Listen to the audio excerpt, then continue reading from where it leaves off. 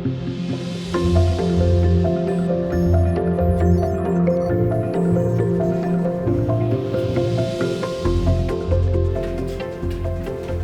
бизнесээ гол зарчимч юм байна. Яг өнөөдрийн байдлаар бизнестэй баримтлаад байж байгаа гол зарчим гэх юм бол одоо багаас маань бас аавын маань сургаж ирсэн их биш бага биш өдөр болгон хий гэдэг зарчим байна. Тухайн цагийн ямиг цагт нь хийгээд одоо амьдралын бусад зүйлийг одоо анзаархад цагаа зарцуулаач гэдэг ийм зөвлөгөө өгж одоо явдаг гэсэн. За тэгэхээр яг энэ маань одоо яг өнөөдрийн хувьд бол миний бас бизнесийн зарчим, амьдралын зарчим болоод бол явж байна.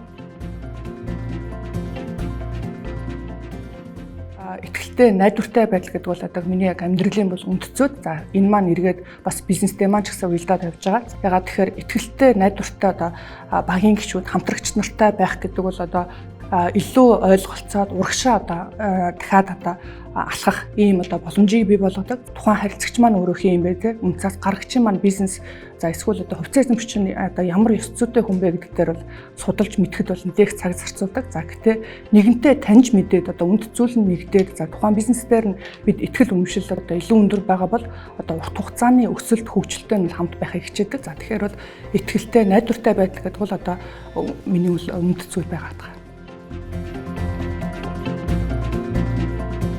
Манай хувьцаа эзэмшигчийн зүгээс бид одоо бизнесээ дөнгөж ингээд сетап хийгээд одоо гэрээгээ хийгээд эхлээд явж байхдаа эхний хурлууд дээр хэлжсэн зөвлөгөө. За энэ маань болохоор одоо илүү системд орчихсон, ойлгомжтой болчихсон зүйлээ одоо төсөл ажиллаан болохоор баг хамт олондоо хариуцуулаад за нөгөө талаас ахимл арай илүү эрсдэл өндөртэй төслүүд дээр өөрөө их цагаа зарцуулж анхаарал тавьж өдөр болгоо ингээд анхаарлаа тавьж байгаараа гэдэг энэ зөвлөгөө байсан. За тэгэхээр энийг бол одоо би бас яг өдөр тутамдаа бол хэрэгжүүлэх гэж хичээдэг.